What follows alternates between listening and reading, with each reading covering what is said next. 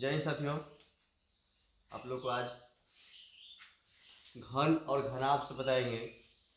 इसके पहले बता दिए हैं आयत और वर्ग का, और जो दो विमाएँ वाला, और घन और घनाभ ये त्रिविमीय यानी तीन विमाएँ वाला होती है। ठीक है ना। तो जितने भी साथी या विद्यार्थी इस वीडियो को देख रहे हैं, जो इसका पहले वीडियो नहीं देखे हैं वो प्लेलिस्ट में जाकर देख लेंगे, ताकि जो हमने बताए हैं बेसिक सब समझ में आएगा। तो आज हम चलते हैं घन और घनाभ की ओर। घन और घनाभ से सारे प्रश्न को हल करेंगे। ठीक है, पहले इसका जानिए क्या है घन और क्या है घनाभ, क्या होता है। ठीक है ना। चलिए देर न करते हुए, तो ये घन जो बना, ये घन बना है आयत से, सॉरी वर्ग से। ये घन बना वर्ग से और घनाभ बना आयत से। ठीक है, यानी थोड़ा सा सीधा ले लेते हैं इस तरह से। पूरा तो नहीं हो रहा है, लेकिन हो जाता तो ठीक है था इस तरह से। ठीक है ना।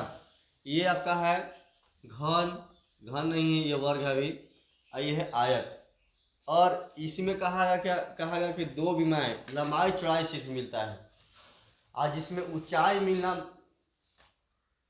प्राप्त हो जाए, जिसमें ऊंचाई मिलने लगे, तो समझिए क्या हो गया, ये त्रिविमीय हो जाएगा। फिर क्या हो जाएगा, त्रिविमीय, तीन विमाएँ वाला हो जाएगा। ठीक है ना। तो अब देखिए कि इसमें दो ही है, लंबाई चौड़ाई, इसके माध्यम से कहते हैं लंबाई चौड़ाई, और घन बनाना है तो आप इस तरीका से निकाल करके बना सकते हैं। अब इसमें देखिए कि लंबाई चौड़ाई और ऊंचाई सब में शामिल इसमें है। तो घन में कितने सतह होते हैं, सतह मतलब कितने, तो सतह 6 होते हैं। सतह 6 होते हैं, हलक कहते हैं उसको, 6 होते हैं। और किनारा है ना, किनारा कितने होते हैं, किनारा होता है 12। कितना किनारा होता है, 12। किसके पास है स्टोन बॉक्स या और घनाकार टाइप का,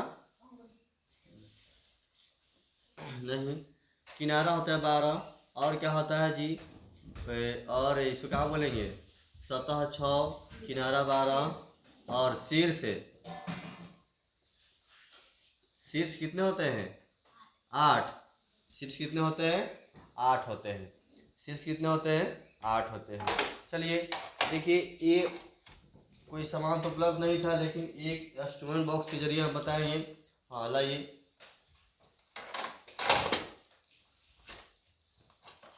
देखिए एक डब्बा हमें प्राप्त हो गया। इस डब्बा को दिखाई दे रहा है कि ये घन है, घनाभ है। ये घनाभ क्या कार का है, तो घन और घनाभ में सिर्फ थोड़ा सा अंतर है कि ये थोड़ा सा सबका भुजा बराबर है और सबका भुजा बराबर नहीं है, बस इसका। तो ये दिखाई दे रहा है इसमें कितने तल है, इसमें 6 तल है। ठीक है ना। इसमें कितने तल है, 6 तल है। तो 6 तल है यानी 6 सतह है। किनारा कितना हो जाएगा जी, यानी 1 2 3 4, ऊपर 4 नीचे 4, 4 4 8, और इधर से भी 8 2 10 और 10 2 12। इससे किनारा 12 होता है। कोण की बात हो तो 1 2 3 4 5 6 7 8, इस तरह से कोण कितना हो गया, कोण मतलब शीर्ष 8 हो गया। ठीक है। तो जितना आपका वर्ग में रहेगा यानी घन में रहेगा, उतना ही आपका ये घनाभ में रहेगा। ठीक है। जितना आपका घन में रहेगा वर्ग, क्या बोलते घन, सतह, उतना ही आपका वर्ग में रहेगा। बस आपका ये इसका सिर्फ लंबा कर दिया गया है, बाकी सबका सूत्र वही मिलेगा, थोड़ा थोड़ा अंतर मिलेगा, हम बताते जाएंगे। ठीक है। तो एक बार फिर से दिखाई दे रहा है सब लोग का कि ये ऊपर में जो है ये आपका एक सतह हो गया, 2 सतह हो गया, 3 हो गया, 4 हो गया, 5 हो गया और 6 हो गया, 6 सतह हो गया। अब बात रही कि इसमें क्या बोलते हैं, ऊंचाई और चौड़ाई और लंबाई की बात हो, तो जब लंबाई चौड़ाई होता है उसमें सिर्फ दो विमाएँ होते हैं, और जब ऊंचाई मिल जाता है तो 3 विमाएँ हो जाती है, त्रिविमीय उसको कहते हैं। यानी 3D फिगर कहेंगे इसको, क्या कहेंगे? 3D फिगर कहेंगे इसको। इसमें आयतन होता है, इसमें क्षमता होता है किसी वस्तु को रखने के लिए। चलिए इसमें पानी तो भरेगा नहीं, लेकिन इसमें और हम मिट्टी डाल सकते हैं, बालू डाल सकते हैं और वस्तु डाल सकते हैं। इसमें हम इस तरह से इसमें आयतन बना सकते हैं। ठीक है, चलिए अब हमने कहा कि आयतन इसके लिए जैसे हमने बताए थे कि क्षेत्रफल बराबर तो एल बी यानी लंबाई गुना चौड़ाई, यानी एल गुना बी, लंबाई गुना चौड़ाई और क्षेत्रफल निकल गया। और सेम इसी में सिर्फ क्या करना है, आपका ऊंचाई को शामिल कर दीजिएगा तो इसमें आयतन निकल जाएगा। ठीक है, यानी आपका हमने लिखा है घनाभ का और घन का भी सेम वही होता है, घन का भी सेम वही होता है, क्योंकि सबका बराबर है, यानी लंबाई चौड़ाई ऊंचाई सब बराबर है।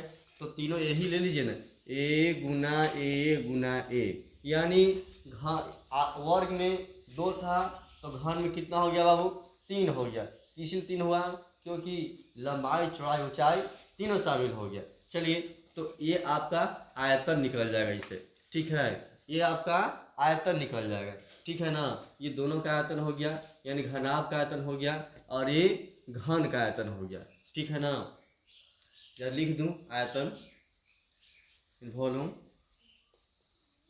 यानी क्षमता, घन का आयतन हो गया और ये घनाभ का आयतन हो गया। अब कहा जाएगा सेम वही है, सतह 6, किनारा 12, शीर्ष 8। ठीक है ना, इसमें सेम वही है। चलिए आगे चलते हैं क्या कि ये आयतन हमारा हो गया निकालने के लिए। अब है कि बता देता है कि घन या घनाभ का, तो बोले घन लिखिए, घनाभ का ले लीजिए, घनाभ का वक्र पृष्ठ का क्षेत्रफल। अब क्या कि सर क्षेत्रफल भी बताने लगे, तो क्षेत्रफल में होता है क्या, फिर से हम डबल उठा लेते हैं और समझिए। देखिए वक्र पृष्ठ क्या होता है, यानी इस तरह से डब्बा हम सीधा पड़ता है, सीधा रख दिए तो वक्र पृष्ठ हो गया ऊपर और नीचे छोड़ करके ये 4 तल, चारों दीवार, यानी इधर इधर और इधर, दाएं बाएं लेफ्ट राइट, यानी इधर इधर इधर और इधर, इस तरह से हमें ये वक्र पृष्ठ होता है। लेकिन ऊपर नीचे की बात आए तो उसको क्या बोलते हैं, घनाभ का, है ना, घनाभ का संपूर्ण पृष्ठ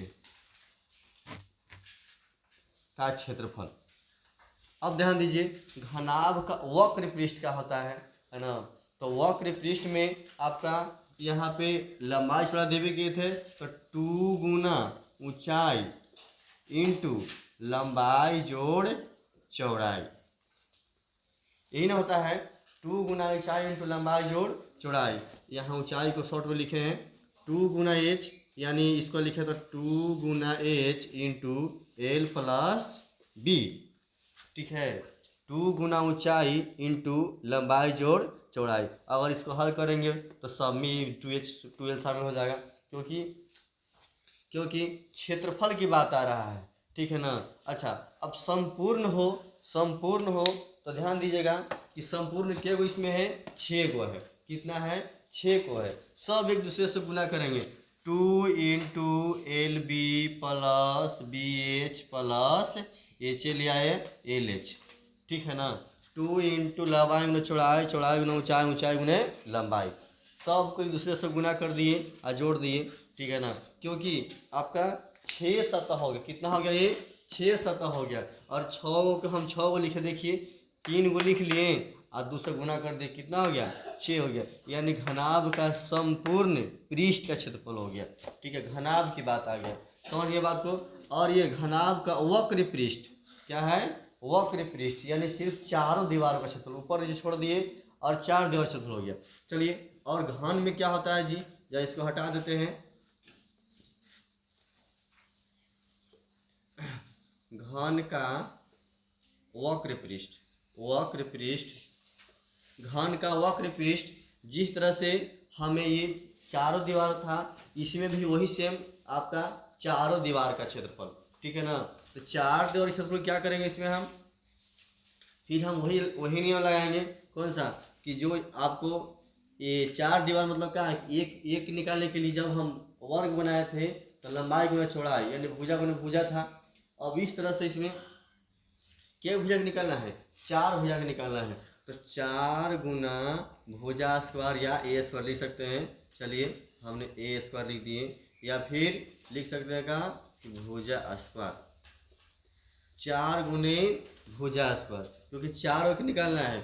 और ये 4 दीवार का हुआ और सेम उसी का अब कहता है घन का संपूर्ण, संपूर्ण संपूर्ण मतलब पूरा। तो क्या करना है, बस 4 गो था और 6 कर दीजिए, 6 गुने भुजा स्क्वायर। तो आप लोग को सिर्फ और सिर्फ अभी आयतन में घन में ये 2 चीज़ बताए हैं कि संपूर्ण क्या होता है और वक्र क्या होता है, आयतन सब पता है। अब जानते हैं इसका विकर्ण में, विकर्ण में जानेंगे तो आइए इसका भी हम बताएंगे। तो चलिए पहले कुछ 1-2 प्रश्न इस पर हम हल कर लेते हैं, ठीक है। तो ये रहा घन का संपूर्ण पृष्ठ का क्षेत्रफल और घन का वक्र पृष्ठ क्षेत्रफल और घनाभ का वक्र पृष्ठ क्षेत्रफल, यानी 2 गुना ऊंचाई इंटू लंबाई जोड़ चौड़ाई, यानी 2 गुना H into L plus B H, ठीक है। चलिए हम प्रश्न लेकर चलते हैं। लेते हैं कि एक घन की एक भुजा 4 सेंटीमीटर है, तो आयतन क्या होगा। वही प्रश्न, ए गुना ए गुना ए, घन है तो सबका बराबर है और एक भुजा दिया है, तो घन का आयतन बार लिख देंगे जी, पता सबको है ए गुना ए, यानी 4 गुना 4 गुना 4, 4 चौको 16, 16 चौको 64, इसमें त्रिविमीय है तो 3 से गुना की 3 बार कर दिए, यानी सेंटीमीटर दिया है तो सेंटीमीटर क्यूब कर दीजिए, ठीक है। ये बन गया, यही तो है आपका कितना ये आयतन हो गया, ठीक है ना। अब देखिए घनाभ की लंबाई 1 मीटर, चौड़ाई 50 सेंटीमीटर है, ठीक है। 1 मीटर चौड़ाई 50 सेंटीमीटर तथा ऊंचाई 25 सेंटीमीटर है। देखिए ये मीटर में दिया हुआ है, ये सेंटीमीटर या सेंटीमीटर है, तो बराबर कर सकते हैं, चाहे इसमें करिए उसमें करिए, ठीक ना। तो अब ये घनाभ की लंबाई 1 मीटर, चौड़ाई 50 मीटर तथा ऊंचाई 25 सेंटीमीटर, तो सेम वही प्रक्रिया है, घनाभ का आयतन बराबर लंबाई गुना चौड़ाई गुना ऊंचाई, वही तो है एल बी एच, यानी इसको बदल दीजिए कितना 100 गुना 50 गुना 25, ठीक है। 25 5 125, 125 पर क्या है 0, 1 2 3, 1 2 3, यानी सेंटीमीटर तो सेंटीमीटर क्यों डाल दीजिए, आपका आंसर आ गया। कुछ नहीं आयतन निकालना है तो तीनों गुना कर दीजिए, आपका आसान से आयतन निकल जाएगा। चलिए आगे बढ़ते हैं। देखिए प्रश्न है तीसरा है कि एक घन का आयतन, अभी हमने पहले बताया इसके पहले कि एक भुजा दिया था उससे क्या निकाले हम, आयतन निकाले। अब आयतन दिया हुआ है तो भुजा क्या होगा, तो सबको घनमूल निकालने आता है, घनमूल निकालने आता है तो बन जाएगा आसानी से। तो सेम वही प्रक्रिया, एक घन का आयतन इतना दिया है तो घन का आयतन मैं बताया होगा भुजा क्यू या ए क्यू, तो घन का आयतन बराबर भुजा क्यू या ए क्यू, ठीक है ना। तो आयतन लिख दिए 729 बराबर ए क्यू लिख दिए यहाँ पर, क्योंकि हमको ए का मान निकालना है, ठीक है ना। अब ध्यान दीजिए कि जब किसी भी ये पावर में है, पावर में क्या है 3 है, तो इधर आके घनमूल में बदल जाएगा, तो ए बराबर लिख सकते हैं कि 729 को इस प्रकार घनमूल, ठीक है ना। 2 लिखते तो हमको स्क्वायर में जाता, क्या बोलते हैं वर्गमूल में जाता, लेकिन किस में जा रहा है, ये आपका घनमूल में जा रहा है। तो जिसको याद होगा या बनाने आता होगा वो निकाल सकते हैं, शायद लगता है का कि 9 का है, 9 सेंटीमीटर का आपका ये आयतन है, यानी एक भुजा कितना आ गया 9 आ गया, ठीक है। इस तरह से अगले प्रश्न है कि घनाभ का आयतन 150 सेंटीमीटर क्यूब है, घनाभ का भी आयतन दिया हुआ है, यदि चौड़ाई 5 सेंटीमीटर ऊंचाई 3 सेंटीमीटर तो लंबाई क्या होगा, ठीक है। तो जो पूछा वही प्रश्न लिख दीजिए। घनाभ का आयतन वाला सूत्र क्या होता है जी, लंबाई गुना चौड़ाई गुना ऊंचाई है, लंबाई गुना चौड़ाई गुना ऊंचाई, तो लंबाई गुना चौड़ाई गुना ऊंचाई यानी एल गुना बी गुना एच। और आयतन कितना है 150 इधर लिखा हुआ है, ठीक है। और 150 के फिर 150 लिख दिए हम। अब बराबर बीच में लंबाई कितना दिया है, नहीं दिया है, एल तो निकालना है। और गुना चौड़ाई कितना है यानी 5 है। और ऊंचाई कितना है जी 3 है।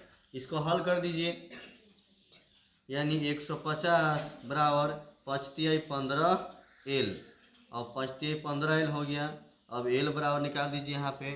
एल बराबर यानी काट दीजिए 15 दहाई 150 यानी 10 सेंटीमीटर आपका क्या आ गया ऊंचाई, यानी क्या आ गया जी लंबाई आ गया, ठीक है। तो लंबाई गुना चौड़ाई गुना ऊंचाई यानी 10 गुना 3 गुना 5 करेंगे तो कितना आएगा 150 आ जाएगा, ठीक है। इस तरह से आपको ये सब तो खैर बेसिक प्रश्न है। चलते हैं हम आगे प्रश्न की ओर। चलिए 5वां प्रश्न है, एक घनाकार बॉक्स का एक भुजा 25 सेंटीमीटर है, ठीक है। बॉक्स का एक भुजा 25 सेंटीमीटर है। इस बॉक्स में 5 सेंटीमीटर, इस बॉक्स में 5 सेंटीमीटर भुजा छूट गया है, भुजा वाले कितने डिब्बा रखा जा सकता है। यानी संख्या जब भी पूछे तो कुछ नहीं करना है, दोनों का आयतन निकाल के डिवाइड कर देना है। देखिए संख्या बराबर वही प्रश्न है, तो किसका आयतन डिब्बा की संख्या और डिब्बे की संख्या बराबर, तो बड़े बॉक्स कितना है एक 25 गुना 25 गुना 25 कर दीजिए, ठीक है। और क्या लिखे छोटे बॉक्स कितना है तो 5 गुने 5 गुने 5 हल कर दीजिए, कट जाएगा कितना से 5 × 5 = 25, 5 × 5 = 25 और 5 × 5 = 25, 5 × 5 = 25, 25 × 5 = 125 यानी 125 डिबिया आपका इस बॉक्स में रखा जाएगा। तो संख्या निकालने के लिए डिवाइड कर देते हैं। चलिए सेम वही पर प्रश्न है, एक घनाकार टब की लंबाई 15 सेंटीमीटर, चौड़ाई 12 सेंटीमीटर, ऊंचाई 10 सेंटीमीटर है। इस टब को 2 सेंटीमीटर घनाकार बर्तन से भरा जाए, है ना। एक छोटा बर्तन है, जैसे नापते हैं किसी बर्तन को नापा जाता है, नापते हैं तो बार बार डालते हैं छोटा से बड़ा में, या गिलास ले लें, गिलास से हम किसी बड़े बर्तन में डालते हैं तो कितना बार डालेंगे तो भर जाएगा। तो इसमें यही प्रश्न है, तो फिर संख्या पूछ रहा है कहा कि कितना बार भरा जाए, तो दोनों का आयतन निकाल दीजिए यानी संख्या बराबर है ना, तो कितनी बार भरा जाए तो कुछ नहीं 15 गुना 12 गुना कितना जी 10, दोनों का आयतन निकाल दीजिए और दोनों का डिवाइड कर दी निकल जाएगा, यानी इसका भी 2 है तो इसका 2 ही रह जाएगा, 2 गुना 2 गुना 2। तो देखिए 2 × 5 = 10 और 2 × 6 = 12 कितना है 6 × 5 = 30 यानी 15 × 6 = 90, 9 × 5 = 45, 15 × 6 = 90 और 90 गुना 5 यानी 9 × 5 = 45 कितना हो गया 450 हो जा रहा है। अच्छा और कटेगा नहीं ये, हाँ 2 × 3 = 6 कट रहा है अभी जी।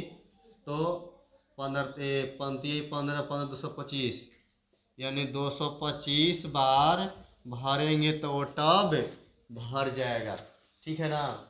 225 बार टब भरेंगे, 225 बार छोटे बर्तन को हम बड़े बर्तन डालेंगे तो पूरा पूरा भर जाएगा। इस तरह से गांव घर में खेत से मिट्टी काट कर अपने नया मकान बनता है उसमें डाला जाता है, तो लोग पहले ही नाप लेते हैं कि आखिर इसमें कितना टाली मिट्टी लगेगा। तो नापने का वजह क्या है कि एक ट्राली होता है, उसमें आपका आयतन निकाल लिए और वो पूरे मकान का जो बाउंड्री दिया हुआ है उसका आयतन निकाल लिए और दोनों को डिवाइड कर दिए, ठीक है। तो संख्या निकल गई कितने टाली इसमें मिट्टी जाएगा। या फिर ये दीवार है, दीवार को हम बता देंगे कि इसमें कितनी ईंट लगी हुई है, ईंट की संख्या पूछ लेगा, अब कितनी ईंट लगी हुई है बस निकाल दीजिएगा दीवार का आयतन, लंबाई चौड़ाई ऊंचाई और एक ईंट का आयतन से भाग दे दीजिएगा, आपका ईंट की संख्या निकल जाएगा कि कितने इसमें ईंट लगी है, ठीक है। जिस तरह से आपको आयत वर्ग में बताए थे कि संख्या निकालने के लिए इस तरह से इसमें संख्या निकाला जाता है। चलते हैं अगले प्रश्न की ओर। देखिए प्रश्न है 7 नंबर कि एक घनाकार काठ का एक भुजा 30 सेंटीमीटर है, ठीक है। कितना है 30 सेंटीमीटर है। कैसा है वो काठ आपका चारों ओर बराबर है। जैसे हमने आपको पहले डिब्बा दिखाए थे, उसी डिब्बा को फिर हम यहाँ पे शामिल कर ले रहे हैं। और ये घनाकार, और ये घनाकार नहीं है, ये घनाभाकार है। ठीक है, ये कैसी है? घनाभाकार है। देखिए, लाइए है तो हम दिखाते उसको। हम तो अटका लिया है अंदर, तो कैसे निकलेगा? देखिए हमारे सामने एक क्यूब आ गया। ठीक है, क्यूब आ गया है। तो इसमें आपको कितने तल दिखाई दे रहा है? आपका 6 तल दिखाई दे रहा होगा। ठीक है, कितना तल दिखाई दे रहा है? 6 तल दिखाई दे रहा है। और ये 6 तल का यदि इस काठ को या ये क्यूब को काठ मान लिए, ठीक है ना, काठ को संपूर्ण भाग को बाहर से, यानी काठ हो तो बॉक्स होता है, बॉक्स से अंदर भी होता है, बाहर भी होता है, लेकिन आपका बाहर से कहा गया। ठीक है ना, उसके लिए भी हम अलग प्रश्न देंगे। बाहर से अंदर से जो होता है उसका लंबाई से मोटाई होता है। तो क्या कहा? संपूर्ण भाग को बाहर से रंगाई करने में क्या खर्च होगा, यानी इसको रंगना है चारों ओर से। तो संपूर्ण कहा है, तो संपूर्ण पृष्ठ का क्षेत्रफल निकालेंगे, 6 भाग का क्षेत्रफल निकाल देंगे। क्या खर्च होगा? यदि 1 वर्ग मीटर में 3 रुपये खर्च हो, तो संपूर्ण पृष्ठ का क्षेत्रफल किसका? घन का। घन का संपूर्ण पृष्ठ का क्षेत्रफल बराबर बताए हैं। 6 गो है तो 6 गो सब बराबर है, तो 6 गुना भुजा स्क्वायर। ठीक है ना, 6 गुना भुजा स्क्वायर या ए स्क्वायर लिख सकते हैं। तो लिख दीजिए 6 कितना है? 6 गुना, और ये कितना है बाबू? ये आपका 1 भुजा 30 है, तो 30, तो 30 छः का 88, 180 सेंटीमीटर। 1 मिनट, भुजा गुना भुजा है ना जी, गलती हो जा रहा था, 2 को 30 ना होगा जी। 30 से 900, और 900, और 9 तिया 27, 9 छः के 54, 3 तिया 9, और 9 छः के 54 पर 2 जीरो, यानी इतना सेंटीमीटर आपका क्यू हो, क्यू नहीं स्क्वायर जी, स्क्वायर हो गया। ठीक है, क्योंकि आयतन नहीं है, ये क्षेत्रफल हो गया किसका? ये क्यूब दिखाई दे रहा है, ये चारों ओर का क्षेत्रफल हो गया है ना, आगे पीछे ऊपर नीचे। ठीक है ना। अच्छा, ये उतना हो गया। अब क्या कहा है कि रंगाई करने में क्या खर्च होगा? यदि यदि 1 वर्ग मीटर में 3 रुपया खर्च हो, तो 1 वर्ग मीटर 3 रुपया खर्च हो, तो इतना वर्ग मीटर दे दिया हमको। वर्ग मीटर दिया आप यहाँ पे, वर्ग सेंटीमीटर लिख दीजिए ताकि आपका बराबर हो वर्ग सेंटीमीटर जी, यानी सेंटीमीटर स्क्वायर कहिए या वर्ग सेंटीमीटर। 3 रुपया खर्च होता है। ठीक है ना, तो इसको कर दीजिए गुना 54 पर 2 जीरो गुना 3, तो 0 0 चढ़ती 12, और पंती 15 1 16, यानी इकाई दहाई सैकड़ा हज़ार 10,000, 16,200 रुपये क्या हो गया आपका? ये कुल खर्च हो गया, यानी ये काठ को रंगने के लिए। ठीक है ना। तो इसी तरह से आपका घन हो या घनाभ हो, या चारों रंगना है, कि 2 और रंगना है, कि 3 और रंगना है, कि 6 और रंगना है, तो आपका इस तरह से सबको निकाल सकते हैं। ठीक है ना। निकालने के बाद आपको रंगाई करना है, पुताई करना है, उसमें आपको बैनर दीवार होता है, दीवार में बैनर सटा होता है ना। तो कितना भाग में बैनर सटा हुआ है, नहीं सटा हुआ है। ठीक है, तो आप लोग इस बात को समझ में आएगा होगा। चलिए अगले प्रश्न की ओर।